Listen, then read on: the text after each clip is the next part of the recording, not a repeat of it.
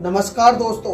और कबीर दास जी ने क्या खूब कहा है कि दुख में चिंतन सब करें और सुख में करे न कोई, कि दुख में चिंतन सब करें और सुख में करे न कोई, और सुख में चिंतन सब करें तो दुख कहे को होए। तो भाई इसका सीधा सीधा मतलब ये निकल करके आता है कि जब आप मैस्टरबेशन करते हैं, जब आप मुठ मारते हैं, जब आप हिलाते हैं, तब आपको जो सुख भोगना पड़ता है, यानी कि जिस मजे में आप हिलाते हो, जिस सुख को आप भोगते हो, उस सुख के समय में, उस मजे के समय में आप इस बात के बारे में नहीं सोचते हो कि आखिर इसका परिणाम क्या होगा, आखिर इसका क्या रिजल्ट होगा, आने वाले समय में हमारे साथ ये सब करने से क्या होगा। और फिर क्या होता है, जब आपकी तबीयत खराब होती है तब आप इस चीज को सोचते हो, प्रॉब्लम क्रिएट होती है तब आप सोचते हो कि मैंने ये सब क्यों किया। तो सोचो यार कि आखिर ये दुख आएगा ही क्यों, जब आप सुख के समय में दुख के बारे में सोचने लग जाएंगे।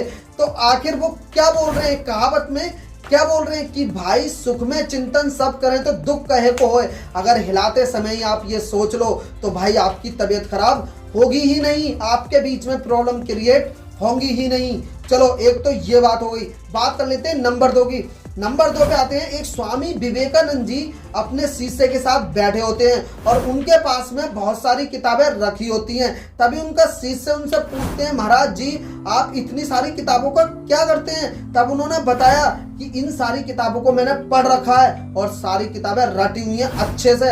आपको अगर यकीन नहीं है तो इनमें से कोई सी भी किताब उठा लो और कहीं से भी कोई सा सवाल पूछ लो, उसका मैं करेक्ट आंसर दे दूंगा।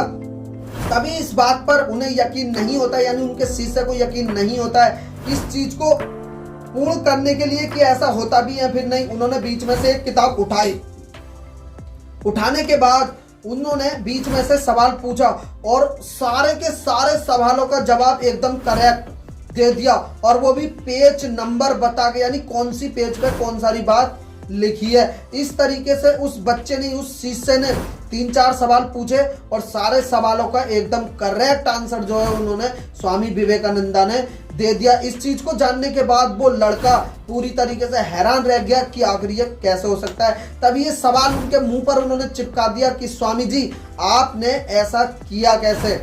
तब वो बताते हैं कि इसके पीछे का राज है ब्रह्मचर्य। ब्रह्मचर्य का मतलब देखो, मैं अपनी तरीके से बता रहा हूँ। ब्रह्म का मतलब होता है स्पिरिचुअल में आ जाता है, जो कि भगवान में आ जाते हैं। चर्या का मतलब होता है कि पालन करना, यानी कि नियमों का पालन करना। और ब्रह्म में ये सारी चीजें नहीं आती हैं यार, हिलाना, वीर्य को गवाना, ये सब चीजें, मुठ मारना, ये सब चीजें नहीं आती हैं। इसीलिए कहते हैं ब्रह्मचर्य का पालन करो, यानी कि स्पिरिचुअल में घुस जाओ। तो उन्होंने ब्रह्मचर्य का पालन किया और फिर उस शिष्य को सारी बातें बताई।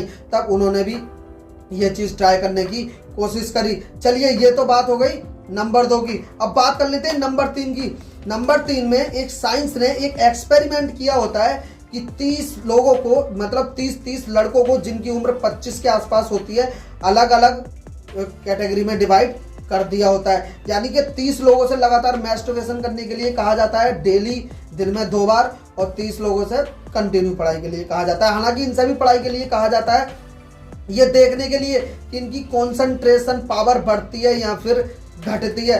तो बाद में जो रिजल्ट आया, उस रिजल्ट को देखने के बाद आप डेफिनेटली चौंक जाएंगे। आखिर क्या रिजल्ट आया, आइए जानते हैं। जब इन 30 लड़कों से 30 दिन के बाद पूछा गया कि बताओ तुम्हें कैसा महसूस हो रहा है, तब उन्होंने बताया कि हमें बहुत ज़्यादा कमजोरी महसूस हो रही है और हम जो है याद करने की शक्ति को खो चुके हैं, यानी कि कम हमारे याद करने की शक्ति बहुत ज़्यादा हो चुकी है। और वो सारे लोग टेस्ट में पूरी तरीके से फेल हो जाते हैं, उनकी कंसंट्रेशन पावर बहुत ज़्यादा माइनस हो जाती है और बहुत ज़्यादा वीक वो लोग हो जाते हैं। वहीं पर जो 30 लोग दूसरी तरफ होते हैं जिनसे कंसंट्रेशन पावर बढ़ाने के लिए कहा जाता है, तो यकीन मानिए उनकी कंसंट्रेशन पावर इतनी ज्यादा हाई लेवल की हो जाती है।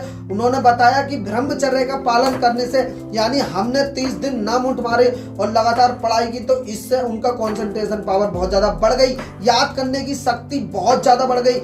यानी कि वो किसी भी चीज को याद क्षण में कर लेते थे पहले के मुकाबले। जब उनसे पूछा गया तो उन्होंने बताया कि हम पहले के मुकाबले बहुत ज्यादा अच्छी तरीके से चीजों को याद करने लग गए हैं और अच्छे से एक्सप्लेन भी करने लग गए। और वो सारे के सारे लोग टेस्ट में बिल्कुल पूरी तरीके से पास हो जाते हैं और ये 30 लोग जो हैं वो फेल हो जाते हैं। तो आप लोग खुद सोच सकते हैं कि ब्रह्मचर्य में कितनी ज्यादा ताकत है। स्वामी विवेकानंदा जिन्होंने पूरी की पूरी हिस्ट्री को चेंज करके रख दिया, उन्होंने इस चीज के बारे में बताया कि आखिर ब्रह्मचर्य का पालन करना चाहिए। इस चीज से भाई देखो यार, ये जो मैस्टरबेशन होता है ना, बहुत ज्यादा खतरनाक है। आप जिस वीर्य को सड़मण में बहा देते हो, मतलब ऐसे हिला हिला के कुछ ही सेकंड में इस वीर्य को नाले में बहा देते हो, बहुत ज्यादा लोग इस चीज को कर रहे हैं। इस चीज को बनाने में, यानी जब आप एक बार हिलाते हो, एक बार के आपके हिलाने में 30 दिन का आपका जो भोजन है वो नष्ट हो जाता है। यानी कि सोचो, घर में जो राशन आप लाकर रखते हो, 1 महीने का राशन आप खा लेते हो,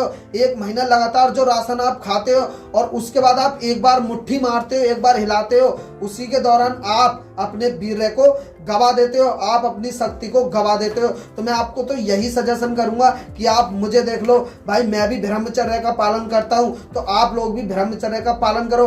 यकीन मानिए, आपकी जिंदगी पूरी तरीके से बदल जाएगी। मैं अपने जीवन में बहुत ज्यादा खुश हूं और इस खुशी को आप लोगों के साथ बांट रहा हूं। अगर आप लोगों को कोई भी प्रॉब्लम है तो आप कमेंट में बता सकते हैं, मैं पूरी कोशिश करूंगा आपकी समस्या का समाधान निकालने की। तो चलिए मिलते हैं नेक्स्ट वीडियो में नए टॉपिक के साथ। तब तक के लिए जय हिंद, वंदे मातरम।